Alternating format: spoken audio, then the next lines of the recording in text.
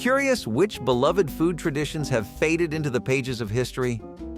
Today, we're taking a look back at 20 food traditions that once brought Americans together. These memories remind us of a world that was slower, warmer, and more connected. Let's jump in. Back in 1954, Swanson brought something special to the American dinner table: the TV dinner. These convenient, pre-prepared meals, neatly portioned into compartments on a tray, fit perfectly into the emerging TV-centric lifestyle, letting families catch their favorite shows without skipping dinner. By the late 50s and 60s, TV dinners had become a cultural icon, embodying the essence of modern convenience. Everyone remembers those iconic aluminum trays, each section keeping the peas, carrots, and mashed potatoes from mingling. Marketed as a time saver for the busy household, these dinners really resonated during an era when more families had both parents working. The ads played up the freedom from the kitchen, pitching TV dinners as the go-to solution for a fast-paced American life. Then there were soda fountains, these delightful fixtures of American drugstores going strong since the late 1800s. They hit their stride in the mid-20th century as places where folks mingled over milkshakes, sodas, and ice cream sodas. These charming spots became central to social life, peaking in popularity in the 1940s and 1950s. The soda jerk, as the attendant was called, would mix various flavored syrups into carbonated water, creating delightful drinks on demand. Customers often sat on stools at the counters, enjoying their treats in a lively atmosphere. Soda fountains offered a unique charm, providing a space where people of all ages could gather, socialize, and enjoy refreshments. However, they declined with the rise of fast food restaurants and changes in retail practices as quicker service models became more popular, overshadowing the slower, more social soda fountain experience. Milkman deliveries, a service that started in the United States in the late 19th century, became particularly popular in the 1950s as suburban living expanded. This service involved daily deliveries of fresh milk and other dairy products to households, typically in iconic glass bottles. Milkmen were a familiar sight in neighborhoods, known for their reliable early morning deliveries. The peak of milkman deliveries coincided with a time when few households had refrigerators capable of storing large amounts of perishable goods, making daily deliveries essential. The most remembered aspect of this service is the milkman's role as a community figure who not only delivered milk, but also served as a friendly, trustworthy presence in neighborhoods. The decline of this tradition came with the advent of supermarkets and improved home refrigeration, offering greater convenience and variety, shifting consumer habits. Tupperware parties took off in the 1950s, introduced by Tupperware Brands Corporation as an innovative marketing strategy. These home-based selling events saw hosts inviting friends and family over to check out and purchase Tupperware products. The popularity of these parties peaked in the 1970s, combining social gatherings with business opportunities, especially for women. The unique selling point of Tupperware parties was showcasing the product's durability and utility, particularly the airtight seals that kept food fresh longer. The parties were set in a casual, friendly atmosphere where the host demonstrated the products while guests enjoyed snacks and socialized. Tupperware parties created an empowering environment, offering innovative, durable kitchen products and a fun, social selling model, making them a standout phenomenon in direct sales. Victory gardens, also called war gardens, were home gardens planted during World War II to boost food production and help alleviate pressure on the public food supply. This initiative, which started in 1942, was part of the civilian war effort, and it encouraged citizens to cultivate vegetables, fruits, and herbs in their backyards and public parks. During the war, about 20 million victory gardens were planted across the United States, producing approximately 40% of all the fresh vegetables consumed in the country. The gardens peaked in popularity from 1942 to 1945, allowing individuals to contribute directly to the war effort. A standout feature of Victory Gardens was their ability to foster a sense of self-reliance and patriotism. After the war, Victory Gardens fell out of favor with the end of rationing and the resurgence of commercial agriculture. Salad bars started to become popular in restaurants during the health-conscious 1970s. The first modern salad bar is credited to the restaurant R.J. Grunt's in Chicago, which introduced the concept in 1971. These self-service stations allowed diners to customize their salads with a variety of fresh ingredients, including greens, vegetables, proteins, and dressings. Salad bars were initially introduced to meet growing consumer demand for fresher, healthier dining options. Their peak years were in the late 1970s and 1980s when they became a staple in both casual and upscale eateries. However, their prevalence has declined due to heightened food safety concerns and the costs of maintaining a wide variety of fresh produce. Instant coffee, made from brewed coffee beans that are then freeze-dried or spray-dried, became widely available in the United States after World War II. It gained traction in the 1950s and 1960s as a convenient alternative to traditionally brewed coffee. Preparing instant coffee simply involves adding hot water to the dried coffee granules, making it ideal for a quick cup at home or on the go. The peak popularity of instant coffee was during the 1970s, aligning with the fast-paced lifestyle of many Americans. Instant coffee played a memorable role in American pop culture, often associated with busy work environments and quick coffee breaks. While its popularity stemmed from its ease of use and consistent flavor, instant coffee has since declined with the rise of artisanal coffee culture. Ice cream socials are community events where people gather to enjoy homemade ice cream, often organized by churches, schools, or neighborhood groups. These socials were particularly popular in the United States during the early to mid-20th century. The peak era of ice cream socials was in the 1950s, when they served as a popular summer activity that brought communities together. These events often included games, music, and other festivities, enhancing the communal experience. However, the popularity of ice cream socials has declined with the rise of other forms of entertainment and the widespread availability of ice cream. Baking contests have been a staple of American fairs and community events, gaining prominence in the mid-20th century. These contests allow individuals to showcase their baking skills, competing in categories like pies, cakes, and bread. The first official American baking contest was the Pillsbury Bake-Off, which started in 1949 and remains one of the most prestigious baking competitions today. Other baking contests, often held at county fairs, showcased regional specialties like apple pies and fruitcakes. Baking contests peaked in the 1950s and 1960s, coinciding with a broader interest in home baking and community activities. These events have declined due to changes in lifestyle, with fewer people baking at home. Automat restaurants, known for their coin-operated food dispensers, first appeared in the United States in the early 20th century, reaching peak popularity in the 1950s. These establishments offered freshly prepared dishes behind small glass windows that customers could access by inserting coins. The experience was unique, blending fast food convenience with the quality of freshly made meals in a cafeteria setting. Customers loved the novelty and efficiency of serving themselves in an era when self-service was rare.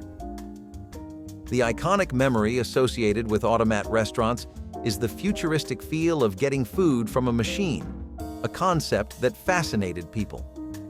Automats were popular due to their affordability, efficiency, and the fun of using the coin-operated mechanism. However, their decline came with the rise of fast food chains, offering quicker service and extensive menus.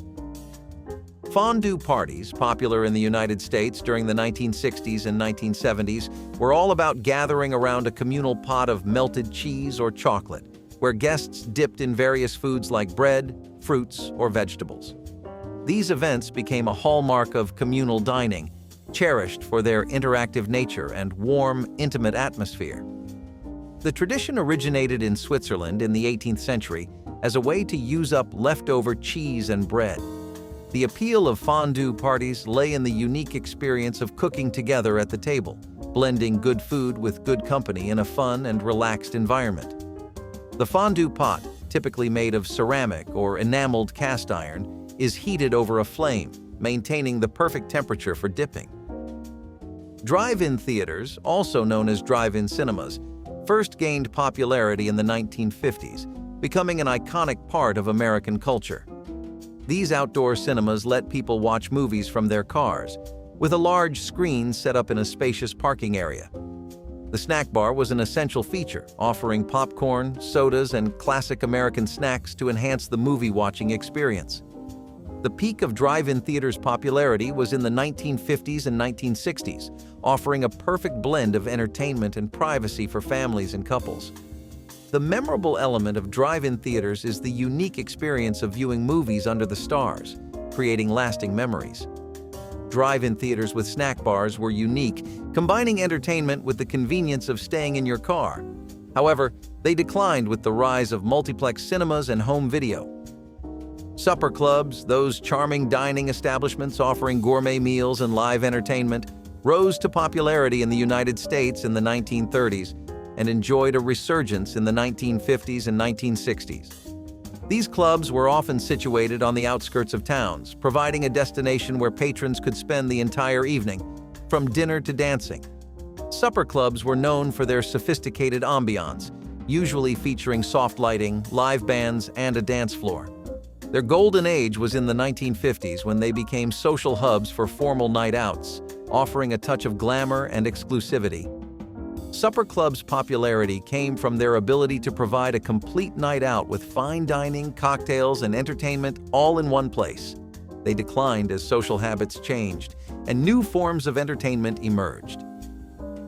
Pig pickins, also known as pig roasts, are a cherished tradition in the southern United States where a whole hog is cooked, often over an open fire or in a large barbecue pit. The tradition dates back to early colonial times, with pig roasts serving as a communal gathering for celebrations and holidays. This tradition, deeply rooted in Southern culture, became particularly popular in the latter half of the 20th century. Pig pickins are lively events that combine food, festivity, and community spirit, typically involving large gatherings where the hog is the centerpiece of the meal. The decline of pig pickins is due to changing food preferences and the logistical challenges of large-scale communal meals. Clam bakes are a northeastern coastal tradition where seafood, potatoes, and corn are steamed on the beach over a bed of seaweed. This tradition gained popularity in the early 20th century and saw a resurgence in the 1960s and 1970s as a festive summer activity that brought communities and families together. An iconic memory of clam bakes is the unique and flavorful experience of eating freshly cooked seafood by the ocean. The decline of clam bakes can be attributed to environmental regulations, limited venues, and the rising costs of seafood, making these events less common. Jell-O molds became a popular dessert in American households from the 1950s through the 1970s. This dessert involves adding ingredients like fruits or vegetables to flavored gelatin, then letting it set in decorative molds to achieve intricate shapes. The Jell-O brand, founded in 1897, became a household name, with molds evolving into a staple of mid-century cuisine.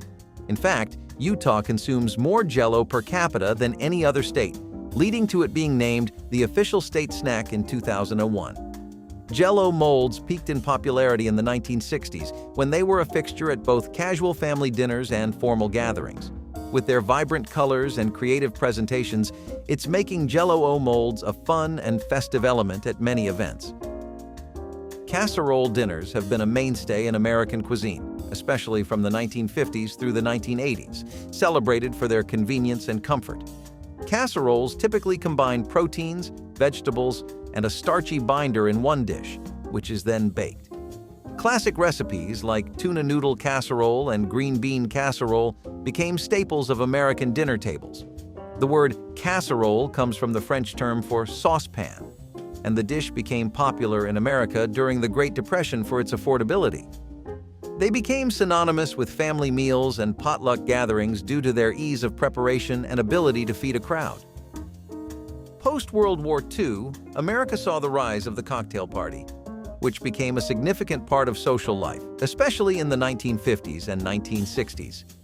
These events epitomized sophisticated gatherings, where guests enjoyed drinks and appetizers in chic settings, often held in private homes or elegant venues. Cocktail parties featured stylish presentations, including well-stocked bars and servers offering canapés and other finger foods. The golden era of these gatherings highlighted their role in social and business networking, providing a platform for interaction among the upper echelons of society. A distinctive element of cocktail parties is the classic cocktail attire, a symbol of glamour and elegance. These gatherings were often enhanced by unique themes or live music, making them memorable social occasions. Potluck suppers, commonly known as potlucks, are communal dining experiences where each participant contributes a dish to share. This tradition became a staple event in American communities and churches in the mid-20th century, particularly flourishing in the 1950s and 1960s. Potlucks typically involve a variety of homemade dishes, from casseroles and salads to desserts and breads, allowing for a diverse and abundant meal. Participants enjoy the sense of community and sharing that potlucks foster, with everyone contributing to the meal's success. The height of potluck popularity was during an era when community bonds were strong, and such events were key social gatherings. A memorable feature of potlucks is the communal spirit and the surprise element of tasting different homemade recipes. Potlucks became popular because they are economically efficient, easy to organize, and reinforce community ties by bringing people together in a relaxed setting. The microwave oven, a revolutionary kitchen appliance, became a household staple in the late 20th century, especially after gaining popularity for home use in the 1970s. This gadget uses microwave radiation to heat food, cutting down cooking time significantly compared to traditional methods. In 1975, microwave sales exceeded those of gas ranges for the first time, marking a significant shift in kitchen technology. Microwave ovens became especially popular in the 1980s, praised for their ability to reheat leftovers and cook prepackaged meals in minutes. The convenience of pushing a few buttons to have a meal ready in no time changed how American households prepared food. Innovations like the rotating plate for even heating and variable power settings for different cooking needs made microwave ovens both practical and unique. Did those food traditions bring back some flavorful memories? If so, like this video, click subscribe, and stay tuned for more nostalgia trips.